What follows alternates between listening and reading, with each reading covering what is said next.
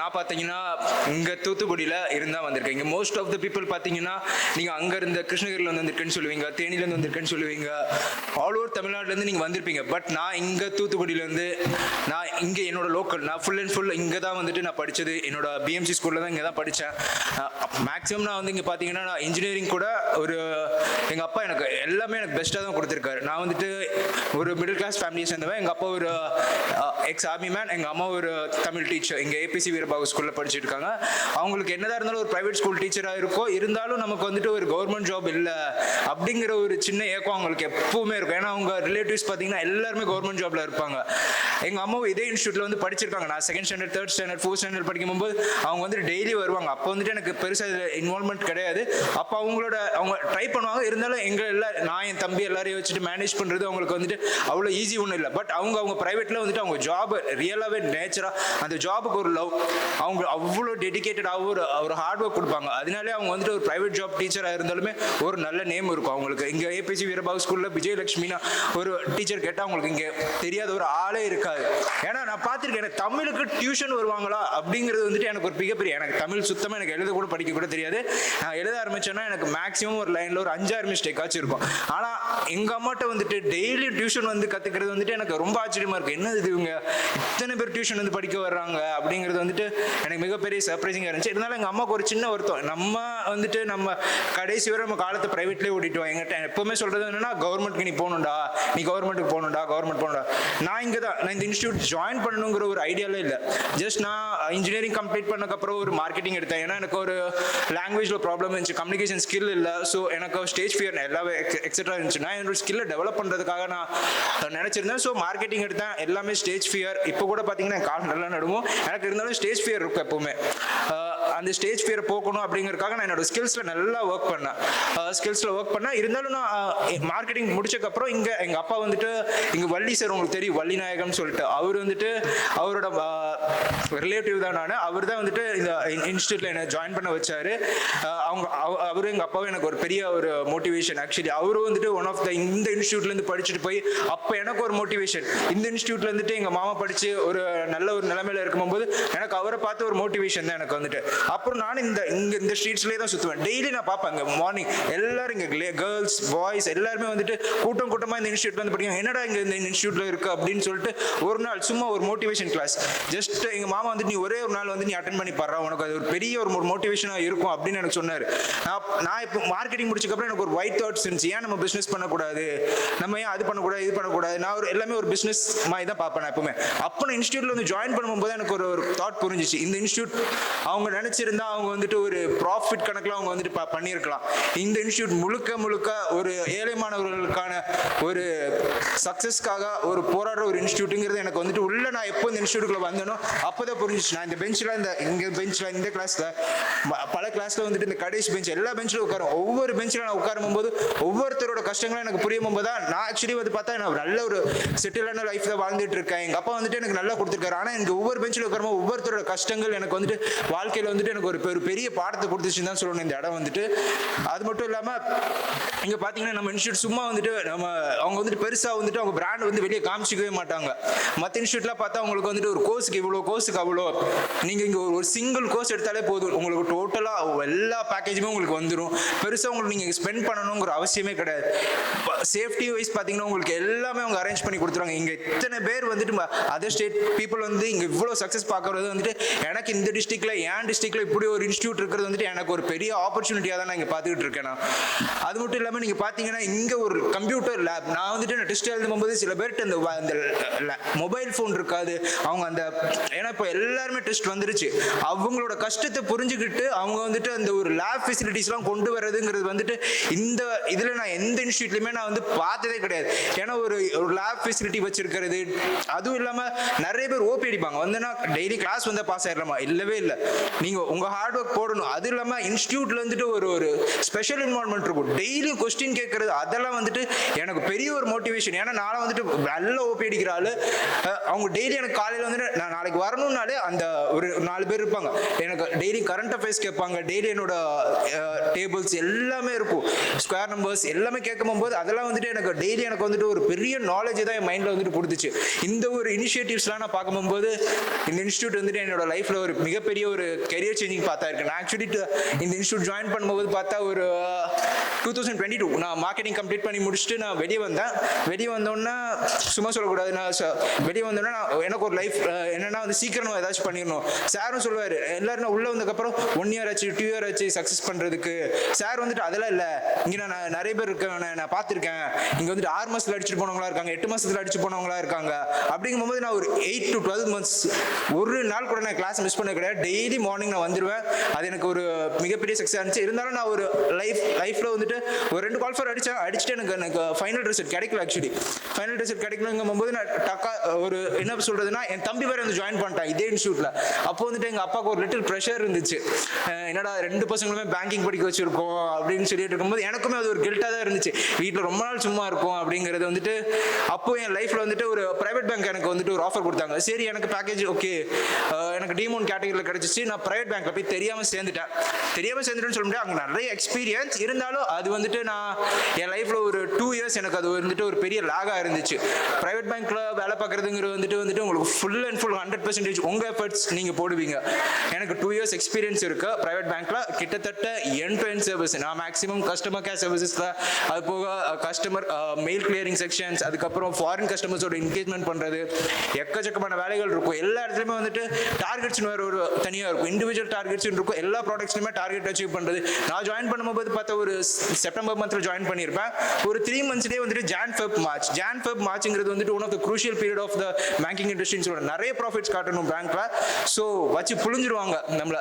அப்போ புளியும் போது தான் எனக்கு நம்ம லைஃப்ல வந்துட்டு நம்மளை ரொம்ப இது பண்றாங்க, நமக்கு ரொம்ப ப்ரெஷரைஸாகவும் இருக்கு ஃபீல் ஆகுது.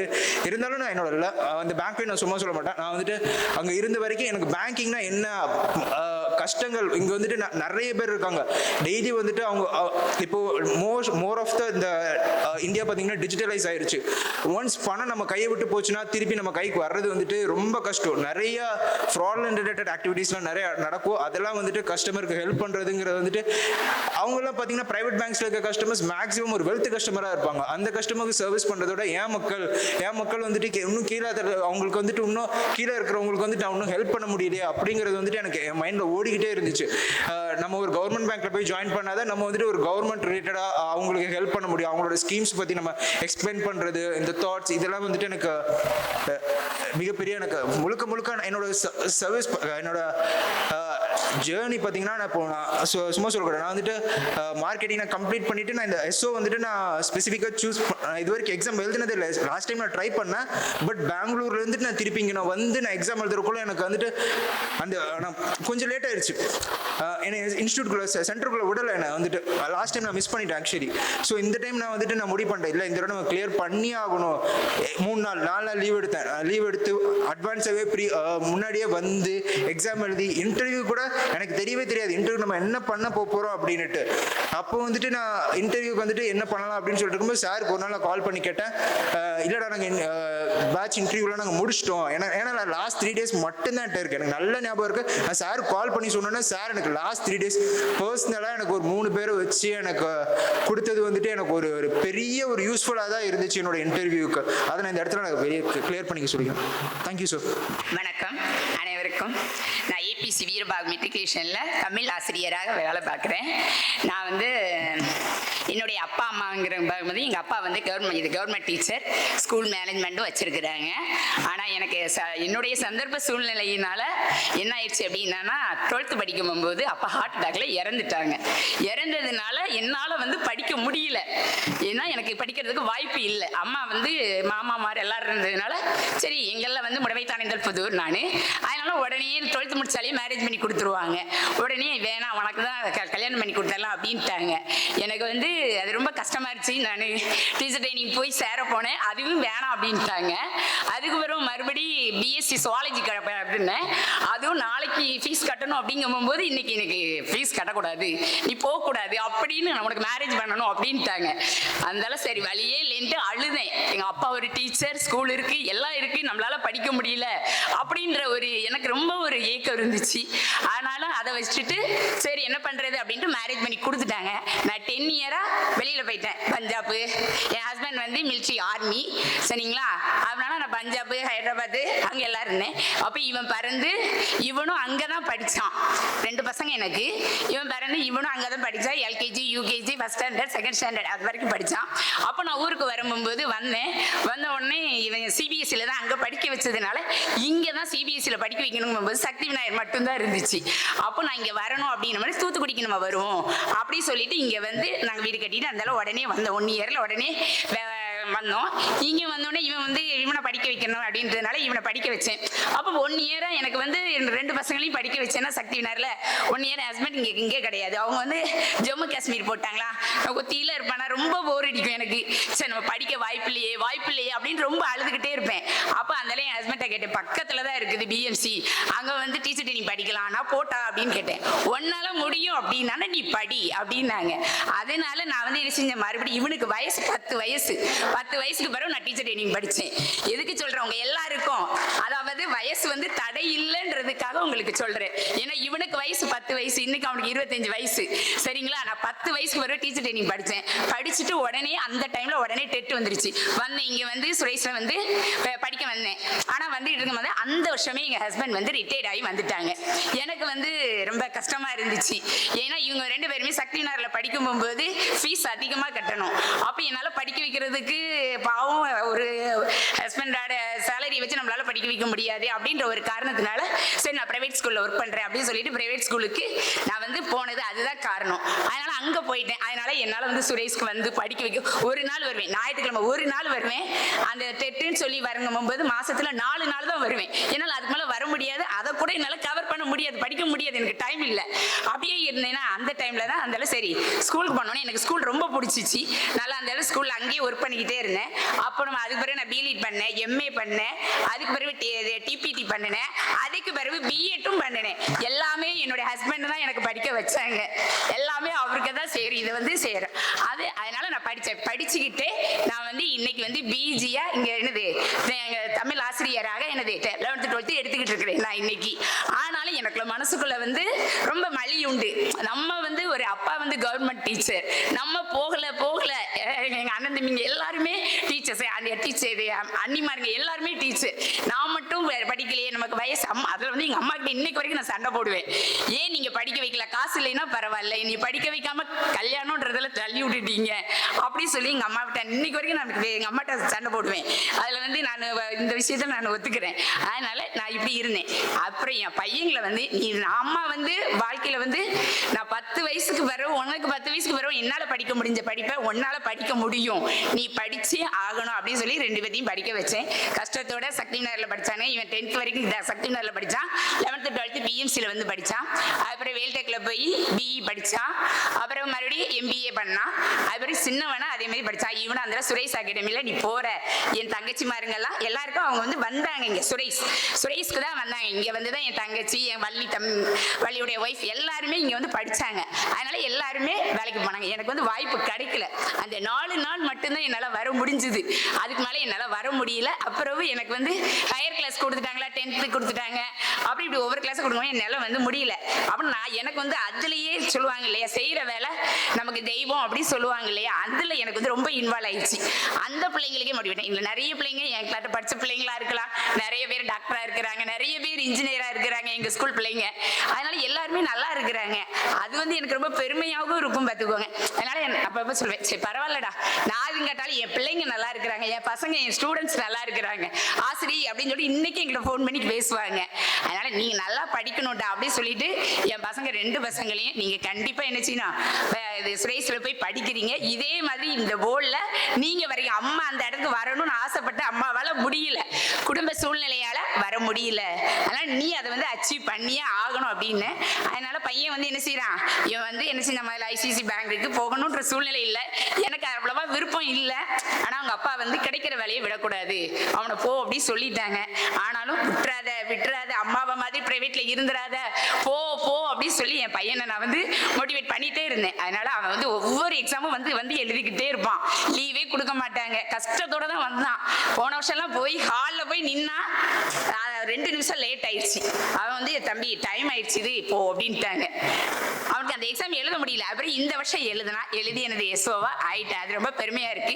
இவனை பார்த்து இவன் தம்பியும் இப்போ அந்தால நான் அண்ணனே மாதிரி நீ படி அப்படின்னோன்னா அவனும் இப்போ வந்து என்ன செய்யறான், இங்கே தான் சுரேஷில் படிக்கிறான்.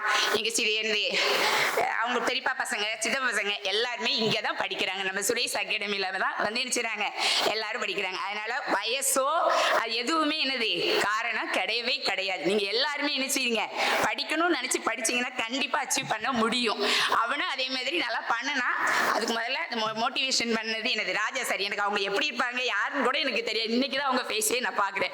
அடிக்கடி சொல்லுவாங்கம்மா, 2 பசங்களுமே சொல்லுவாங்க, ராஜா சார் நல்லா மோட்டிவேட் பண்ணுவாங்க, சூப்பராக பண்ணுவாங்கம்மா. ஏன்டா நீ இந்த இதுக்கு போன, உனக்கெல்லாம் திறமை இருக்கலடா, ஏன்டா அதுக்குள்ள அவசரப்பட்டு நீ இந்த வேலைக்கெல்லாம் போன அப்படின்னு கூட எனக்கு கேட்டாங்க. நான் என்ன பண்றது, சரி நம்ம போயாச்சு பரவாயில்ல. ஆனா அவனும் அதே மாதிரி அந்த வேலையில ஒழுங்கா இருந்தான். இன்னைக்கு தான் காலையில தான் வேலையை ரிசைன் பண்ணிட்டு இப்பதான் வர்றான்.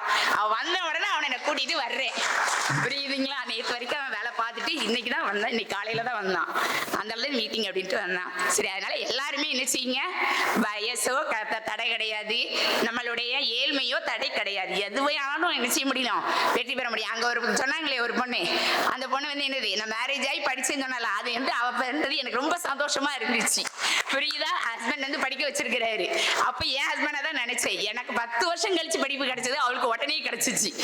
ஓகேயா? அதனால சந்தோஷம், அந்த பிள்ளை நல்லா இருக்கும் அப்படின்ட்டு நான் சந்தோஷப்பட்டேன். அதே மாதிரி நீங்க எல்லாருமே பேரண்ட்ஸ் வந்து மோட்டிவேட் பண்ணுங்க. பண்ணீங்கன்னா கண்டிப்பா என்ன செய்ய முடியும், இதுங்க முடியும். அதே மாதிரி நம்ம அகாடமியில வந்து நிறைய பேர் போயிருக்கிறாங்க. எனக்கு தெரிஞ்ச என்னுடைய ஸ்டூடெண்ட்ஸே எப்படியும் ஒரு 25 ஸ்டூடெண்ட்ஸ் மேல போயிருப்பாங்க. இங்க ஏபிசில படிச்ச பசங்க எனக்கு தெரிஞ்சது ஏபிசி ஸ்கூல் மட்டும்தான். அதுலயே 25 பசங்களுக்கு மேல நம்ம அகாடமியில படிச்ச பிள்ளைங்க வேலையில இருக்கிறாங்க. அதனால நீங்க எல்லாருமே படிங்க. சரிங்களா? ஓகே, எல்லாத்துக்கும் சுரேஷ் அகாடமிக்கு நன்றி. சுரேஷ் IAS அகாடமி, வெற்றியின் முகவரி.